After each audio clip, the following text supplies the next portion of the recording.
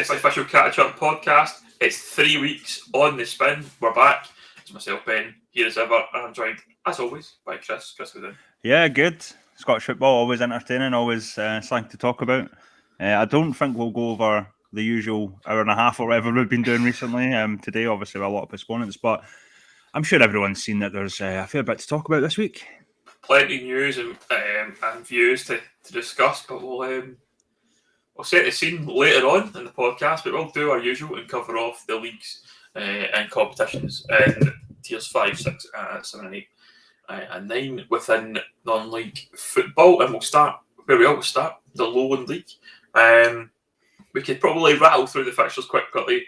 Start off with Bonus United 3, Gretna 2008 0, Broomhill 1, Trinite Juniors 2, Cali Braves 3, Berwick 2, Civil Service Trolls 0, Still University 0, East Stirlingshire 5, Dalbeat Star 1, Edinburgh Uni 0, Rangers B 3, Gallifreyan Rovers 1, Cowdenbeath 1, Celtic B 1, Cumbernauld Colts 1. I guess the big games to talk about, Chris. We'll start off with that Celtic B Cumbernauld Colts that happened on Friday night. Obviously, an important game in the title race, we would say. Celtic B trying to keep pace with Rangers B and the other teams that are up at the top of the division, but dropping points against Cumbernauld Colts. Yeah, Cumbernauld obviously done the same to Rangers B as well, so I think the hero there is Ryan Adamson, the goalkeeper, well thought of and at this level, really good goalkeeper. I think it's tough with goalkeepers because there usually is a lot of standouts, in the league, especially if teams are on form, and Ryan's done really well. To have a draw with Celtic B, I think someone asked really about the playing the Colts teams playing the weaker sides, if you will. I don't think it's happened against Cumbernauld Colts simply because I think they're chasing. Both B teams are wanting to finish top, and I think that's the difference. So, yeah, that we can't really make that argument for the Colts, and the Colts have done really well considering two really good results. But Colts are a funny one, simply because they probably lack consistency. They could probably get these decent results. I called them party poopers last week. They can get these results against the perceived bigger sides, but they have to do it against teams kind of nearer their level as well. But fantastic result for Cumbernauld Colts, especially for a Celtic B team that's kind of been on form chasing down. I think that's, to be fair, I think they're second at the moment. So yeah, decent result. I'll be interested to see what happens with that at the end of the season in terms of who wins the league or who's top of the league. Yeah, I was surprised to see Celtic B drop the points given where they are on the table and what they're kind of hunting down, as you say, trying to win the title as it would be in the Lowland League. But fair play to Cumbernauld. They obviously up their game to play these bigger games, which is probably when you're down in 13th at this point in the season, that's the kind of game you're probably going to get up for, is getting a result against the perceived better teams and the better standards of players and testing yourself. So great result for them, something they can hopefully build on for the rest of the season, and maybe as the season starts to kind of, fizzle out for teams in that kind of middle chunk of the table. The other game I think we'll probably want to talk about is Civil Service Strollers 0, Stirling University 0. This one's probably quite important for that top of the table. Stirling Uni dropping the points. I would say they're a tough away game, I guess, for them to go to. But if they want to keep pace at the top, they've got to win the matches. But there's 2 draws in the spin now for them. And they still have the games in hand, which I think will be absolutely crucial. And now, I think I said this last week when I was talking about Stirling Uni, that those games in hand are going to be so key. They have to win both of them to keep pace with Rangers. Be certainly the top. Celtic have obviously got a game in hand as well, and the Spartans got 2 games in hand on Rangers. So, is it what you expected, Chris? To be fair, Strollers are still sort of top half, still kind of fighting for probably top 6 now themselves. So. Yeah, to be fair, I mean, I don't think the conditions would have helped on a grass pitch. It was obviously, it probably would be a hard pitch given the conditions. I was actually surprised the game was on, considering Spartans, the under-20s game was postponed the day before. So I think it would have been tough conditions. But two good teams, I should say, going hammer and tong to try and get goals, but it just never worked out for either of them. And probably one of the more exciting 0-0s, I would say. But yeah, I don't think conditions helped there, especially on the grass pitch. an exciting 0-0. Certainly, not one of phrase I'm often hearing. Yeah, I think that's the thing for Stirling Uni now is going to go and try and get those wins on the board. That's all they can do. They've obviously, I think we've mentioned the Bucks League. That's out the way for them. They can focus a bit more on the Lowland League. I think they're still in the Cup, the South Sharks Cup as well. So still got plenty to play for when it comes to Stirling Uni. Yeah, and obviously Stirling have the Bucks National Championship final for the first time since, Chris said 2011, 2012, but apparently a few of the older teams, some of his former players pulled them up because it was a lot. 2015, 16 apparently. So, I think I'm off that day, and apparently it's getting streamed on YouTube, so I will hopefully be providing coverage of that game, through the catch-up. I'm looking forward to seeing Stirling Uni hopefully win another trophy, because they've obviously won the Bucks, and they've got this trophy as well, and they're obviously still in, as you mentioned, the South Challenge and whatnot. So it'll be interesting. Looking forward to seeing Stirling Uni. Broomhill, another defeat for them is probably quite disappointing for them. 3 losses in the bounce now, Chris. Yeah, and I would probably expected Trinent to beat them, because they've just been on poor form. Broomhill, all respect to Trinent, they're not out of it yet. I don't think anyone's really claimed that they are, but I think it's going to be tough. They haven't been overly consistent the last few games, but they are still a top team, and I believe there is probably still a belief there that they can overthrow the likes of Spartans and the B-sides to finish top. But I think it's going to be difficult, especially if they're not winning. But that was one game that you looked at and thought maybe they would have dropped points. But Broomhill they're not great at the moment, Broomhill. Yeah, it's a weird one. I think for Broomhill, it's like I just don't know where they go. These losses can't help the whole experience and the fan base and things like that, because I think when they're doing well, everyone's talking about them. When they're doing not so well, that there's less kind of talk and positivity. When it comes to Trinent, I think you're right. I think they're still in it. I think the only issue that Trinent will have is that it's probably not in their gift to go and get it. They've got to rely on other teams at the top, maybe dropping points. And we've talked about the Spartans before, where Spartans are obviously flying and doing wonders. They're the team with the most games in hand now that have got the chance. They were obviously off at the weekend with the postponement you mentioned. But there's a lot of football to be played. I think we've still got 5 or 6, 7 games left to play in the league. So it's potential. There's potential there for any one team within I'd say the top 5 at the moment. It's still that same pack of 5 that we've mentioned a few times. The gap between Stirling Uni and the likes of Berwick and East Kilbride is a bit lower, and that's where it is, unfortunately, for those teams between 6th and about 17th. Is we know that's kind of nothing to really play for there. I think as well, obviously, Edinburgh Uni will be start at the bottom. That's a we've said it plenty of times. There's going to be a cup final at some point between the two of them to see who gets relegated, because I don't know if either team's got it in them to actually get results against other teams. If you look at the teams at the bottom, they'll beat you. Probably a team that you think they can do it, but it'll be interesting to see how that plays out at the bottom. Elsewhere, then the only one we'll talk about is Cali Braves. They were playing Berwick, and Berwick had been on a bit of a win streak, Chris, but Cali Braves got a result 3-2 at Alliance Park. Yeah, really decent result I'll get for Cali Braves, considering Berwick were the team on form in the Lowland League, really. A tough place to go sometimes with Alliance Park, and Cali Braves seem to be really up for that one. Obviously, the man Mark Kelly, mention him almost every week when we do these podcasts. The Mark Kelly podcast, isn't it? It pretty much is getting these days, But I think he's the new Daz Christie, isn't it? He's like the new Daz Christie. I saw that. How many Man of the Match awards has he had recently for Paul Hickey?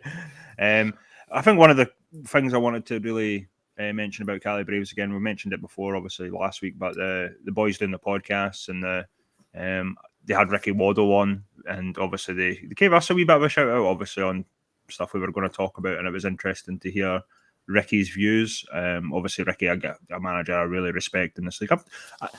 I think all the managers has probably not really spoken to Ricky too much, nor had much interaction with him, but a guy who knows his stuff.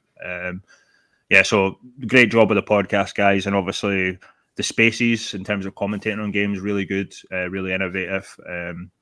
So yeah, I like what Cali Braves are doing at the moment, and it's a really fantastic result against a decent Berwick side. I enjoyed actually listening to a bit of the Spaces, the match day commentary stuff on Saturday with the buffs being off. I had a day myself watching Super Scoreboard and things like that. But I put that on for a bit in the background and had it on my laptop just playing. It was very good. Really enjoyed that kind of old school coverage. I felt like it was like an old school kind of radio type vibe that you don't see anymore. All of these things are kind of watch alongs and live streams and all that. Obviously, you're curtailed with what you can do at this level because of kind of media blackouts and things like that. But it's quite a clever way. So Mark and Ewan of the Cali Braves media team do a grand job. It was cool to listen because I think for me it got a bit more insight into what Cali Braves do. I don't know an awful lot about them as a team of players, and I know the standouts, I guess, like your Mark Kellys and your Zach Butterworth, Colt Stars, etc. That we know of, and but it was good to hear more about the players. And I think one of the things that they highlighted was their goalkeepers. They brought in another goalkeeper, Bernie White. From America, the American lad, aye. And he came in and it seemed like a great game. And they're talking about the kind of depth they have at that in the goalies. And it was good to hear that kind of information because it's just something you probably would pick up on too much. I love what you're doing. If I'm not in a game on a Saturday, then it's something I'll definitely be interested in. Yeah, and just to add to that, you're right in terms of the goalkeepers that they have, because Chris Henry's probably one of the better young keepers at this level, and he's done really fantastically well. But I think they're trying to get this, Bernie in. He's played a few matches, I think, in this sort of South of Scotland competitions that the Cali Braves are still a part of, and it was a maybe first or second league game, I think, for Bernie. So, it's decent to see. Good. I think that's one thing Ricky mentioned, obviously, that he's wanting more depth at Cali Braves to compete. Well, we'll move on then to the East of Scotland League. There was only 3 games played in the Premier Division, and it was Blackburn United 1, Musselburgh Athletics 6, Broxburn 1, Lothian Thistle Hutchinson Vale 5, Haddington 4, Sauchie 3. A great result for Haddington. We'll start off with there. Obviously, Sauchie are a team on form at the moment, but a 4-3 victory over Sauchie, Chris. Yeah, I was kind of keeping up with that one actually, but I think there was some sort of malfunction or whatever with the old internet for Haddington, because they were 3-2 down at a point, and then all of a sudden it's 4-3. Sore one for Sauchie, but a fantastic result for Haddington, beating a really on-form Sauchie side. We've talked so much about Sauchie in terms of, their cup exploits. They're really doing well in the league. And that's a fantastic result for a Haddington side, which in fairness, I don't think we've really talked about so much this season. They're usually kind of sort of one of these middle, kind of bottom to the middle of the row teams in the East of Scotland Premier. So massive props for that result for the lads. Well deserved by all accounts. Putting 4 past Sauchie, really good result. Yeah, I would say so. The other one that stands out for me in the league is Lothian Thistle Hutchinson Vale beating Broxburn. They always think of Broxburn's a good side, but it seems like Lothian Thistle Hutchinson Vale have picked up a bit of form, Chris. Yeah, I don't know what's going on with Broxburn. It's very strange because they were always a top East of Scotland Premier team, and I think the expectations for this season was to be just that, to be challenging. Chris Townsley obviously left, I think, pretty much just before the start of the new year, and I don't think they've been the same team. They've brought on a couple of players, lost a few, but I would really expect Broxburn to be pushing, and probably, in fairness to Lothian, as you mentioned, they've had a really good few results, but I don't, I wouldn't expect them to put 5 past Broxburn. I think that's a disaster for them. I don't know where they go. It's a strange one because you think of the East of Scotland, and Linlithgow were really quiet for a couple of years, and then suddenly they're back to being their best. Sauchie are coming up now. You've always got your likes of Genefield.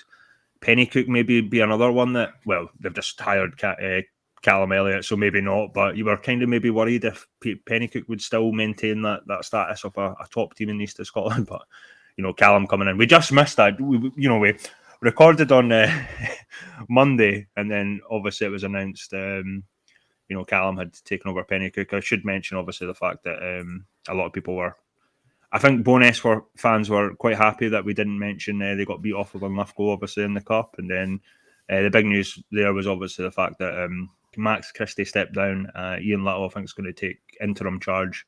Guy that's very well experienced at this level, won't be an issue. But it'll be interesting to see who Bo'ness hire as a manager there. But yeah, a lot going on in the East at the moment, similar to obviously the West that we'll get into. And there's just lots going on in general, isn't there? Yeah, I think it's an interesting one you bring up there, Bo'ness, United and Max Christie parting ways. When I seen that, the first person I thought of for that job was Callum Elliott, and then I think about an hour later or something like that, it was announced he'd got the Penicuik job. I had the fortune of speaking to Callum recently and quite in depth, and he's a very good manager. He knows what he's doing. He's very, very capable. His record is unbelievable at this level when you look at what he's done. In terms of win rates and success with clubs, you look at where Trinent are just now, and you can say that he absolutely built the foundations at Trinent there to get them into obviously get them into the Lowland League and give them that kind of fighting chance to be up there. And I don't know where Trinent would have been personally if Callum Elliott had stuck around. I know that he'd be parted ways under kind of difficult circumstances, but certainly. They could well be a team that would be going for it. They'd had that team if they had the management team in place at the start. Because obviously Colin Nash has done a good job coming in, certainly minus the Buffs game and the Scottish Cup. But they certainly are a team that are capable. And going back to Penicuik, you mentioned them, they're kind of middle of the road team at the moment, but bringing in a capable manager who will be able to tap into markets and get some good players into Penicuik, providing they've got the budget to match that ambition. I don't know enough about East of Scotland and the kind of money and things like that are get involved at clubs, but if Penicuik have that ambition to go in, they can easily be a team that's right up there next season.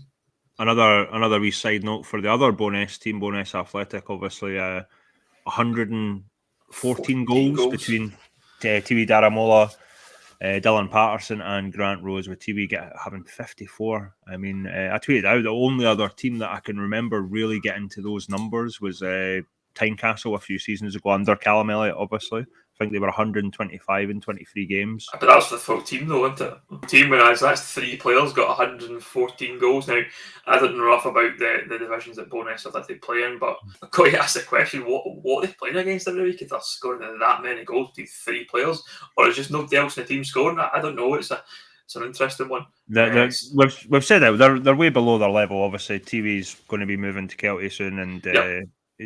I wouldn't be surprised if Bo'ness find it hard to keep some of the other players, but they're doing fantastically well for the levels. But yeah, we shout out to Bo'ness Athletic. I mean, that's incredible achievement, really.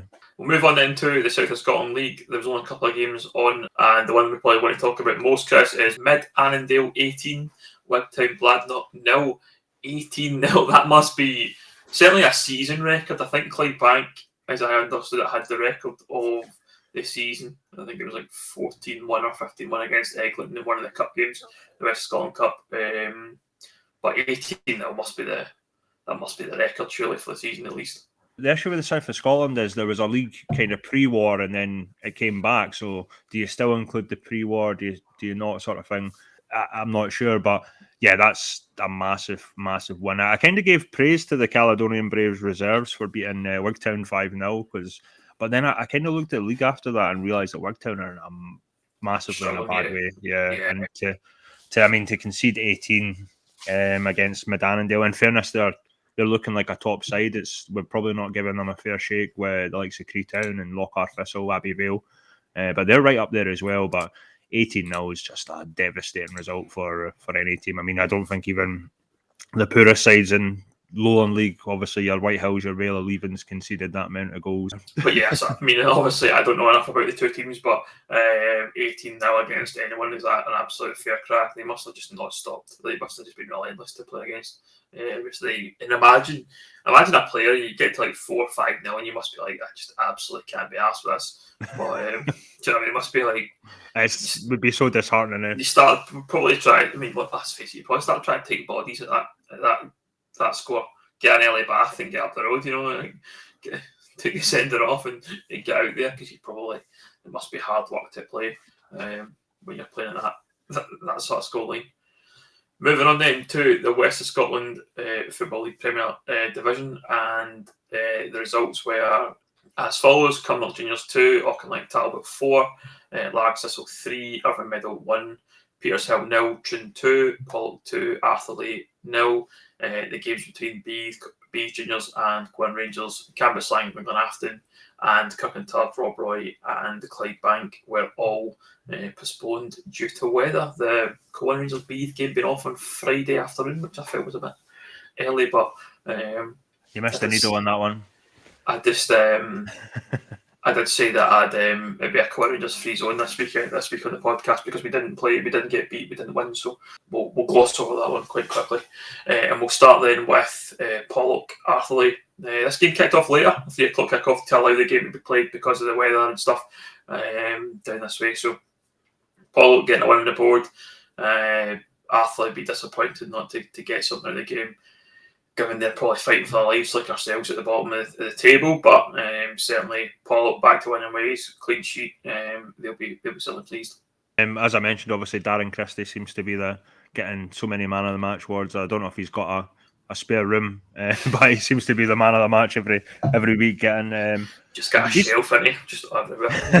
Yeah, we said at the start of the season, out of the 3 that came up, Arthurlie might be the one with a chance, but now it's not looking great for them. Obviously, the manager resigned recently, and it just seems to have went completely pear-shaped for whatever reason. Yeah, I think when it comes to Arthurlie, obviously you mentioned the manager Craig Palmer leaving. He's joined St Cadoc's as an assistant manager. Johnny Miller came in, who ex-Bees manager, has been out of the game for a couple of years. To me, it looked like a good appointment. Personally, I think Johnny would be a safe pair of hands and somebody that knows the level, is his local club and stuff like that. But unfortunately, Johnny took, I think, one game and decided it wasn't for him, and he stepped back. And Gary Carroll, Lance Pierce, and I can't remember the other player's name.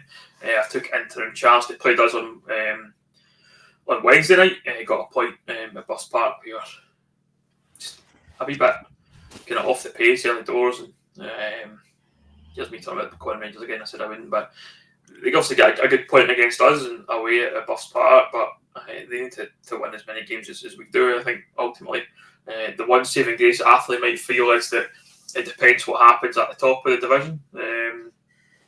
Obviously, it's important for the West Scotland that either Darvel or Auchinleck win the league this year, so they can get the chance of getting promoted.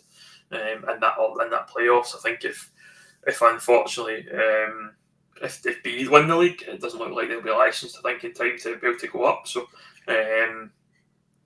we'll absolutely come on to bottlenecks and the promotion relegation within the tier structure just shortly. But if Auchinleck do win the league and then do beat, we assume Linlithgow Rose in the playoff, which obviously there will be a South Scotland team involved in that, but we assume that that'll be a kind of a straight shootout between those two teams ultimately, and Arthurlie may be the team that might be safe, or like ourselves, for example. I think we've got an aspiration but a target to try and finish above certain teams, and there'll be that third spot is the one that could be a bit of contention depending on what happens. Moving on to the rest of the West Scotland Premier League then, Largs Thistle 3, Irvine Meadow 1. Your beloved Largs Thistle up to 5th in the league. Will Sewell is back. He didn't score at the weekend. David Ramsey got a goal and beat the Medder. Always pleasing to see the Medder get defeated. Always a tough one when a former player comes back and haunts you. It's written in the stars always. But it's an unbelievable run. I mean, it wasn't so long ago we were talking about, Largs being in that fight, and for them to move up to 5th in the league is just incredible, isn't it? It's insane. And 4 wins in 6 games. I mean, going by the form is just, it's crazy. And the fact that now they've got Will Sewell, it just adds a wee bit of. I don't have any worries where Largs getting relegated now. Nah, I think for me, the two teams that I looked at that were probably at as much risk as we were, it was Largs and Troon, and throwing Glenafton into the mix here as well. two teams that have went on great runs. Troon beating Petershill at the weekend. I don't know where it came from. They've also signed a player like David Syme. That's a I think we mentioned a couple of weeks back. He's a solid signing for them to come into their side and improve them. But I think maybe we deserve some credit, Chris, given we talked about Largs and Troon, about how kind of difficult this season had been.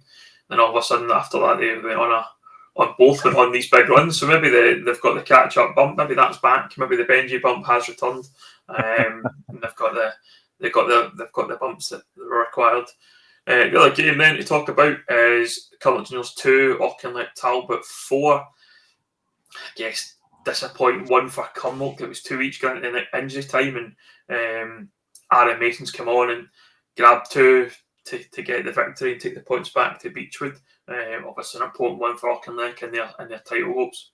Yeah, I think Cumberland have done really well in a sense, because we talked about them missing players, missing bodies, and not always been on the greatest run of form lately. It's a tough one, especially that late on. But it's Auchinleck Talbot. You can never count out Auchinleck Talbot, and they're a team that's used to winning. And it's typical of maybe Tommy Sloan to make a change that just sees them through to get the 3 points. And to be fair to Aaron, he's a really decent player, and you do sometimes wonder if certain players are better off the bench or starting. And I think Tommy Sloan's had a wonder thought there of us bringing Aaron on at that point in time. I think Aaron Mason's a phenomenal player.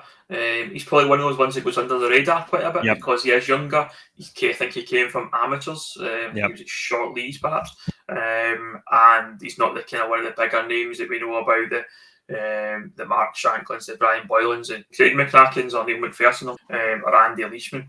Obviously, Andy Leishman being out for Auchinleck is a sore one for them, but they brought in Mark Fisher from Troon, who seems to be very, very capable in goals. Didn't know an awful lot about Mark before that, but certainly a good performance from Auchinleck. Gets to win the board, keeps them in the hunt. That's all they can do. They've got these so many games in hand that Auchinleck are. And we mentioned, obviously, I think there's been a few comments online about what we've talked about previously in Darvel, expecting Darvel to win the league. I mean, Auchinleck are obviously going to be right amongst it. There's no doubt about that. Where Auchinleck we're at in September, October, absolutely deserved that as far as I'm concerned. I don't think we were saying anything that wasn't unfair. They were on a poor spell, and we did think that was the kind of the changing of the guard, if you like, when it comes to Auchinleck, and their kind of dominance just kind of was over. But all you can do is go and prove yourself, prove folk like yourself wrong, and they're doing that by what they've done now. And fair play to them, they're going to be right in amongst it, going into the run-in. There's going to be a lot of games to play. I mean, we're talking about finishing the season by the 15th of May or something like that, I think it's got to be, because of the playoff. I mean, teams, even ourselves, we get 16. We only played 16 league games. Still get 14 to play between the next 2 months, plus all the cup competitions that we're in. Auchinleck on a similar kind of boat, and then they might have a playoff to play. So that'll be the bit for me that'll be the important bit, is that squad depth. But if you've got a guy like Aaron Mason coming off the bench, he can back you too. We've done it against us in the game we lost, I think 6-0 back at Buffs Park in December. So very capable player. As I say, he'll be good. They've got some decent players. My worry would be Auchinleck is that depth of squad. I don't think they have the same depth that Darvel do, but by no means out of it. Yeah, I think just to repeat what you said there, obviously we've give Auchinleck a lot of respect. We've mentioned Tommy Sloan many times. At the time, it didn't look great for him, and we often said, Tommy Sloan 100% deserves a chance, whether they're doing great or not. But I mean, reality, West of Scotland, one thing Tommy Sloan hasn't won. Obviously, Darvel won it last year, so there is that. They've not been promoted, as I think you mentioned last week as well. This would be a great opportunity this season, but it's going to be tough. It's always going to be tough, because games, it's one of those ones where it's like, would you rather have points on the board, or would you rather still have the games to play? And we'll know sooner rather than later. Obviously, as you mentioned, there's a lot of points on the board all day, isn't it? Yep. Got to be. Yeah. But We'll move on then. We'll cover off just a couple of games in the first division, I think, Chris. There's, I think, one that stands out there.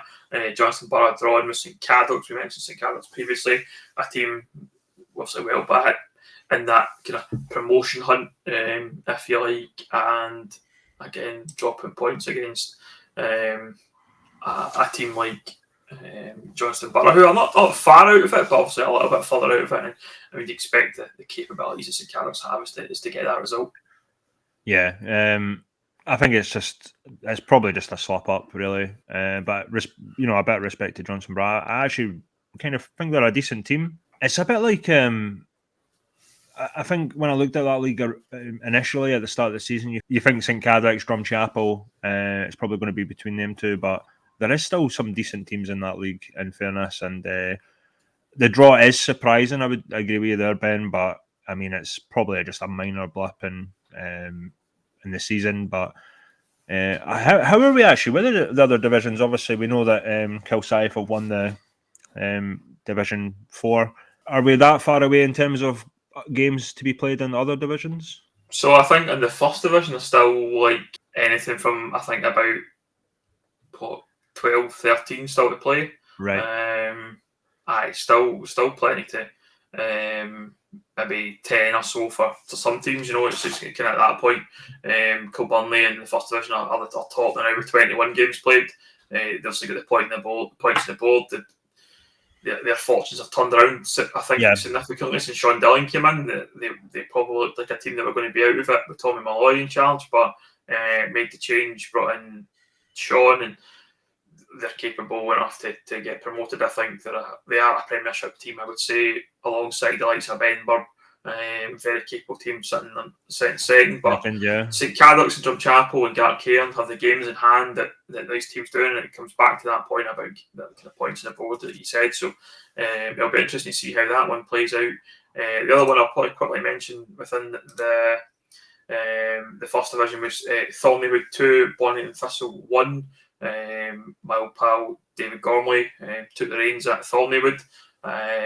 First game in charge and got the win. So and it's a good appointment for Thornleywood. I think Gorms is a very capable manager. Obviously, it didn't work out for us at Colwynham, but he'll go down in that first division. Their main objective will be staying up, I think, at this point in time. Very, very, very capable of doing that. Certainly, as I understand, they've got kind of new committee and maybe some a bit more kind of more backers involved at Thornleywood. So they'll be a team to watch, I think, in the future. I think alongside Johnston Borough, I think we mentioned them earlier as well. Yeah. I understand Johnston Borough has some sort of new backer involved who is going to be putting some dough in there to support them. And there was rumour of, I think, Graham Doran's going to sign for Johnston Borough at one point. Really? Had that rumour, recently. That was one of the better ones I'd heard. But yeah, that's the first division. In terms of the other divisions, Chris, I think Ardrossan still sitting top of that table. I think I called that at the very start of the season. That's the one division that's played a lot more games, certainly. They've played in 25, 24, so less games to play in the third. And in the second, it's Renfrew who sit top of that one. I've seen Renfrew play the Strathclyde Demolition Cup final against Whitlets Victoria. I looked at a really good side. There's some good individual players in that team, and certainly an interesting one. Just a quick mention for Cammy Clark of Maryhill. We mentioned him last week. We had a bit of back and forth on the park last week, but Cammy got in touch. Apologise for calling me a fat boy, which is fair play to Cammy. Appreciate the shout out. I think that's the first time anyone's came to me and apologised for something. So that's a catch up first. Someone actually coming to me and been like, rather than the other way about. But that's brand new, by the way. But absolutely. I think as I said on the podcast last week, he did a good performance at centre back against us, and so fair play to Cammy, must admit. Right. Moving on then, that's all the football talked about within the pyramid. On that basis, we have about 20 minutes to discuss the big news within the Scottish football pyramid, and that is the one that's on everyone's lips at the moment. Is this pyramid review that's taking place in the last few weeks, I guess, and the proposals for what the pyramid is going to look like coming up have been brought. So I think, as I understand it, there's the pyramid working group, which involves all the different leagues within the pyramid to discuss how the pyramid works. Obviously, it's a pyramid working group, how it works and how we can do things to improve and make change within the pyramid itself. I was expecting that to be a kind of a group who met regularly, who discussed what would happen. Now, as I understand it, that hasn't happened, and the SFA have went away and carried out their own pyramid review, if you like, and as I say, have came back with three proposals to put to SPFL teams. So, if you've been living in a bunker for the last week or so, then you'll not know anything about this. But the options that were put onto the table were an SPL 5th Division, better known as SPFL League 3, which is something we've talked about at length. Stevie Aiken is the visionary, all hail King Stevie, which would include 10 teams and would include B teams who were able to be promoted to the SPFL League 1, and it would allow for greater promotion relegation between the SPFL and the Lowland League and Highland League. The second one was an expanded SPFL League 2 from 10 clubs up to 16 clubs, with 6 new entrants would be B teams, and some would be Lowland and Highland League teams. And this would also allow the B team to get promoted. And the third option is a new 10-team conference league, as they're referring to. I think like a national conference that would sit between the League 2 and the Lowland and Highland leagues at Tier 5. And that would include some B teams, some Lowland League clubs, some Highland League clubs. The B teams would not be allowed to be promoted from this conference, and it would be like a separate entity. It's what's been referred to within the football structure. Effectively, what would happen there is that the current Tier 5, the Lowland and Highland League, would be bumped down a tier along with all the other teams at the below Tier 5. So that's the three options. I think, Chris, as we understand it at this point in time, option 1 and option 2 are off the table. They require SPFL clubs to vote for that structure change, whereas this option 3 is the preferred option for the SFA because there's not a requirement per se for voting. I've said a lot there, Chris. What's your initial thoughts on this one?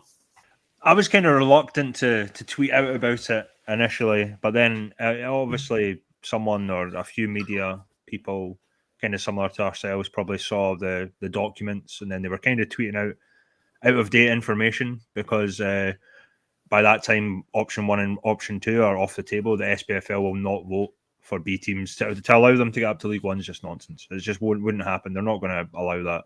They're not going to vote for a League 3 or an expanded SPFL League 2.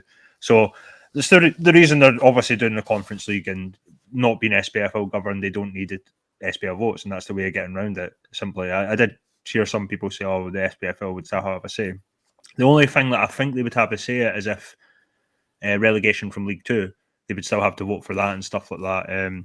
My initial reaction was one of, do we really need another Tier 5? No, we don't. But also, I believe this is 99% done. And the reason being is because the money that's on the table, there'll be, if not Lowland League teams, there will be East of Scotland teams or West of Scotland teams. And let's be, we're not trying to call out scabs or whatever, or, that typical thing, but they would be insane not to take the money.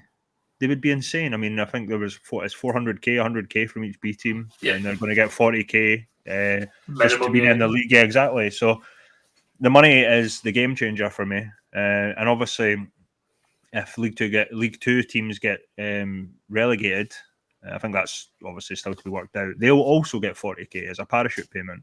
So, I mean, the money is just too rich. It's too rich, and there'll be teams that will be like, "Oh, we're totally against B teams and that," but money can change it, and we've seen it with the Lowland League. We've seen it with, the fact that it's a separate identity. There's talk of obviously having a, different sponsorship deals, so the money becomes richer and richer and richer, and because of lockdown and everything that's happened over the last few years, there's bound to be 1 or 2, 3, 4, 5, 6 teams that want to take that money. There's got to be, and as far as I'm aware, there's probably less interest from Highland League teams, apart from maybe, well, what I would imagine like Brora, Brechin.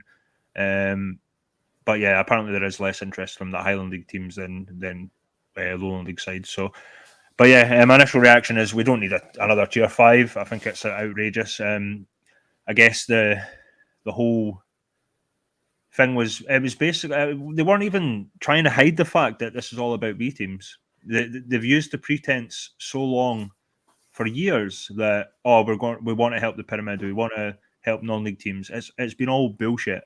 It's all for the B teams, all for the your Rangers, Celtic, Hearts, now Aberdeen. They don't care about non-league clubs, and we've been driven down a certain path for so long. It's clear to see, and a lot of people will be like, "Oh, you said it was only 1 year, blah blah blah." This the trick, I think a lot of people forget it almost was 1 year.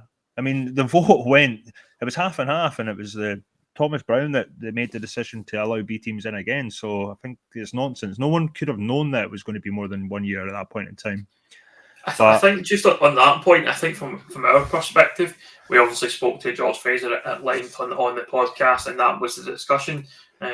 We expected kind of more discussion about, I've used the phrase ventilation, George has used the phrase ventilation in the past and at the bottom of the pyramid. And I think for us, as a podcast, we probably could accept B teams within the pyramid. I think not that argument isn't going away. We've seen it in the Lowland League. Has it had that much of an impact on the Lowland League? Really, I don't think so. I think if anything, it adds a bit more spice to the Lowland League. From what I've seen over the last 2 seasons, certainly more this year, with them being involved at the kind of the top end of the division, and they look like they're potentially going to win the league.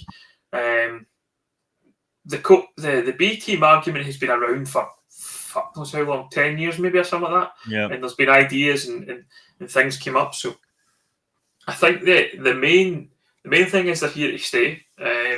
This idea they go to the bottom of the pyramid probably doesn't really work in practice. Obviously, it's up. The argument is about development and all that for the players. We could talk about that at length as well as a separate discussion. How is that really what's happening?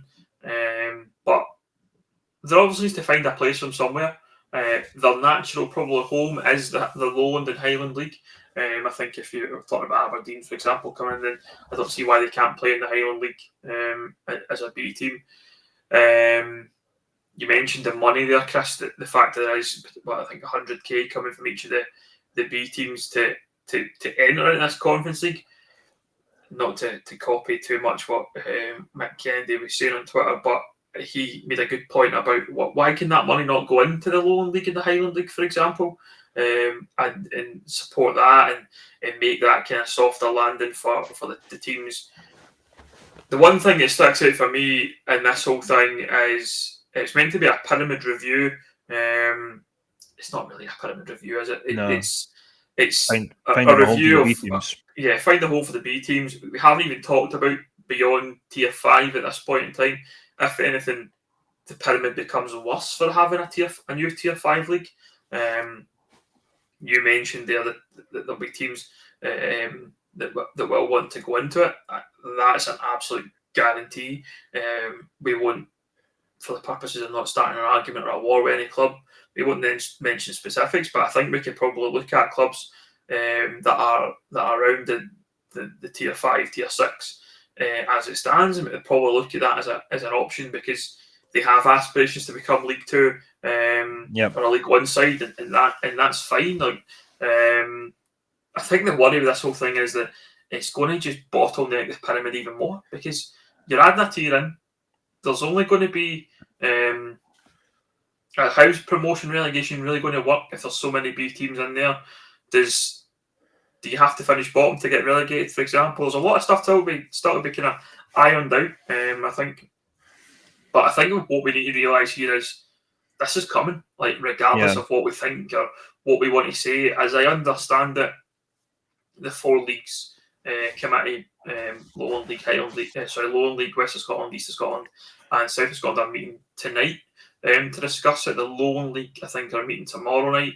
The West of Scotland meeting Tuesday night to discuss it. But I don't really know what's going to be discussed, because there's not be a lot of say. The Lowland League must have a little bit of say with the Highland League around that promotion relegation. They must have to make some sort of agreement between the kind of promotion relegation rules. I would have thought, but essentially what happening there would be Club 42 becomes Club 52 in essence, and the Lowland or Highland League team will get promoted into Tier 5, as it would be as it stands.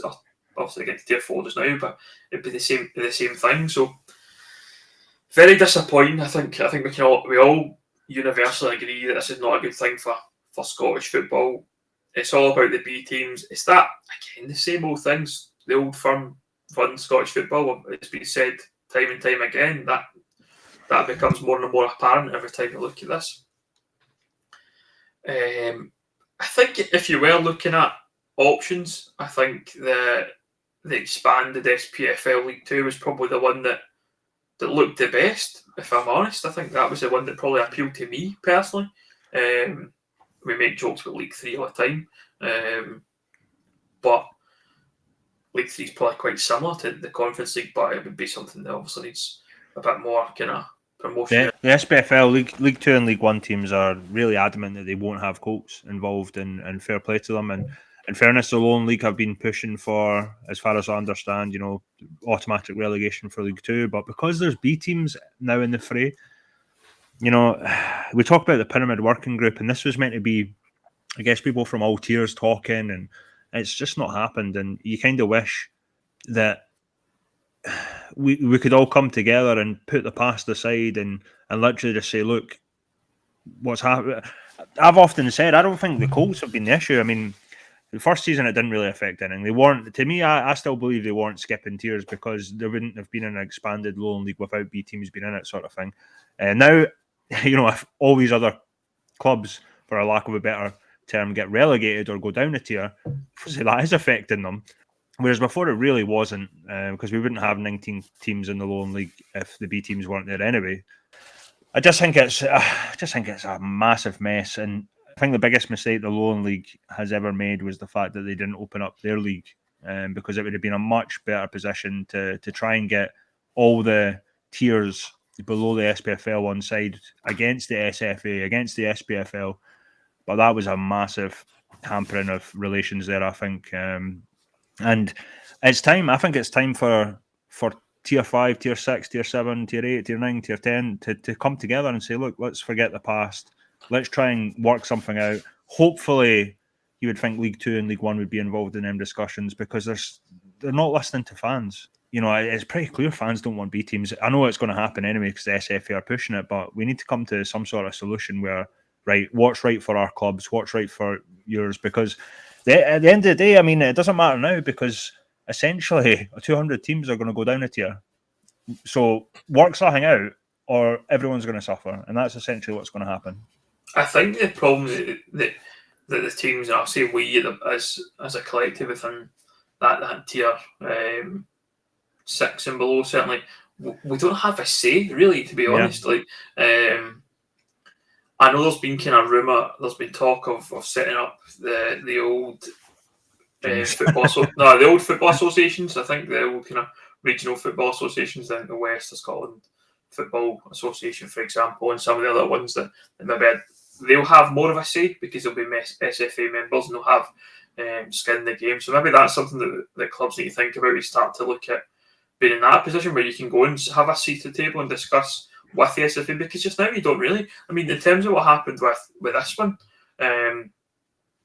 I think Ian Maxwell met with the 4 leagues within the Lowland League territory, and just kind of bounced around some ideas and discussions, and then 2 or 3 weeks later turned up with a proposal that was this, and essentially didn't really take any input from them. Really, let's be honest, I don't think there was really much care or consideration for what the teams at that level wanted. But we are where we are. I think now. I think you're right. We have to get real here and realise that B teams are in here. Let's find a solution. The Lowland League, from our perspective, I think they have to sort out that promotion relegation as a matter of urgency. I think we've said it time and time again. We're probably going over old ground here quite a bit, but you can't have your cake and eat it. I think that's my thing. If you're pushing for one automatic promotion above you, and you're saying you'll not have that within your current setup, then for me, the SPFL, unfortunately, are probably quite right to say, well, you don't deserve that. You're not practicing what you preach, ultimately. Biggest mistake they ever made. Honestly, Colts teams aside, biggest mistake the Lowland League ever made. And we were heavily critical of them getting these guys together. But do we really need more, organisations? Can we not just have one? Why do we have to have the fucking SFA, the SPFL, the East of Scotland, the Lowland League? Can we not have one group of guys? I think Ricky Waddle mentioned it on the Braves podcast. That's half the issue, the fact we have all these different organisations working for themselves. I think on that point, I think there's a I agree with that to an extent. I think it's right that the leagues are organised by a separate entity, as it would be. I think the SPFL are probably the best place to do that. And there's no reason why the SPFL can't bring in the Lowland League, the Highland League, and the tiers below it. I think from an organisational perspective, the people that are running these leagues now would slot in there fine and have the one say. But it comes back to that point, isn't it? You've made it's a turkeys voting for Christmas situation. It doesn't matter now, though. They don't want expansion. They don't want B teams. They don't want to risk their position within the SPFL. I mean, let's be honest. The SPFL, as it stands, the teams in there are treading water. There's a lot of teams in that league, in those leagues, that are treading water. Probably being protected by the fact it's only Club 42 that gets relegated at this point in time. We could rhyme off teams. I'm not going to go into too detail about teams and specifics, but there's teams in there, even the Championship you look at, that are probably going to tumble down the divisions and probably within 3 or 4 years' time be around that Club 42 scenario. So the teams don't want it. They absolutely don't want it in SPFL. We can talk about all we want, what we want this, we want that, and I think we'll probably do that as a podcast at some point. We'll maybe bring in some different people and have a kind of open debate, and maybe try and get people on the other side of the debate. I think we as a podcast and as representatives of tier 5, tier 6, etc., then we can ask and say what we want. But I think we're maybe blinkered from our perspective, because that's we want change, and the SPFL are probably in the same boat the other way. So we're probably at a bit of a stalemate. So I would love to get in a situation where we maybe speak to people at the likes of maybe, I don't know, Steny, Albion Rovers, Stirling Albion, these different I'm just picking names out of the hat here, to be honest. Some Lowland League teams, some West, some East, and just try and have a kind of open debate and just see where we can go and see if we can find some common ground, because that's not what's happening. And if we can be a vehicle for that, then I think that's a positive thing, because I think just now we're going nowhere with what we want to see change. Half the issue, I think, is not so much hatred for B teams, but certainly Rangers and Celtic. And I would think that's it. I mean, I mentioned something about Craig Telfer on Twitter.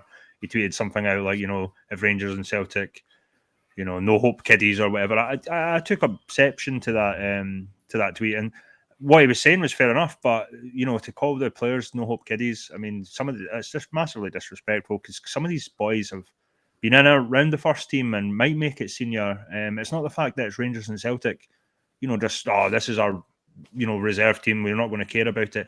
A lot of these guys are, mention the quality of Joey Dawson and Zach Lovelace and Adam Brooks and Charlie Lindsay and stuff like that. These are really good players, and if you actually, and in terms of the interviews and stuff like that, they will tell you that the Lowland League, playing in the Lowland League has helped them. I've heard it myself in terms of what they've said and whatever, and so yeah, just don't blame the players. It's not none of this is the players' fault. No. And it's the same with any league, if it's the SPFL or the West of Scotland, East of Scotland, Lowland League, it's not the players' fault. They don't aim at the players.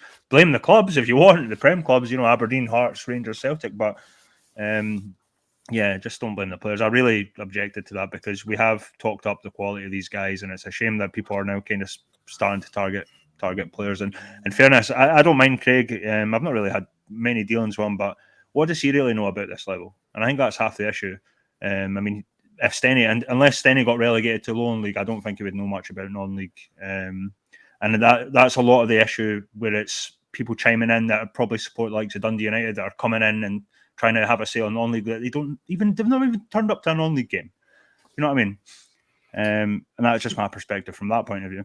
The other one I want to mention as part of one of a West of Scotland thing is this thing that keeps coming up about, oh, well, we should just go back to the juniors now. Let's get that idea in the fucking bin just now. The juniors have had its day. We can all agree that the West of Scotland League, for example, is a much better place now than it was 4 or 5 years ago. No doubt about it. You've got your licensed clubs in there. A lot of folk are saying, oh, maybe what was the point going getting licensed? We should just go back to the juniors. Get your license because you can at least get the Scottish Cup. That's an exciting prospect for a club, I would say. So let's just forget about this idea of going back to the juniors. We've progressed massively at Tier 6, Tier 7, Tier 8, Tier 9 in the West of Scotland. Just get the idea of the Junior Football Association in the bin. The one thing I would caveat that with that, there's probably an argument for some sort of national cup competition. I think I can get behind that. Maybe not the Junior Cup per se, but some sort of format that would bring in all the clubs within Scotland at this level, kind of non-league trophy, if you like. But I think the appetite isn't quite there from the Highland League clubs. But yeah, let's see what happens over the next couple of weeks. I think I'd be keen to sit down with some people with different levels of the pyramid and have a kind of, a bit of an open debate, whether that's players, managers, chairman or women, committee members, pundits, whatever it is that know the game. And I'd love to have a kind of open debate about where we go and how we get it right. And then maybe we can start to help wake up these teams that may be against some of the ideas that are kind of holding us back just now. Well, that's it for us on the official Catchup podcast. Get us on all the usual social media channels at official Catchup, YouTube, etc. Like, subscribe, do all the good stuff. No boxing chat really to discuss. I watched some women's boxing on BBC Friday night for some random reason that wasn't very good. But apart from that, nothing in the boxing front till maybe one of the bigger fights happens. On Tyson Fury and Alexander Usyk are trading discussions just now about a big fight, so maybe that'll happen. But until next time, we'll be 3 weeks in a row. Hopefully we can make it 4 weeks in the trot next week. Until then, have a good one. Cheers.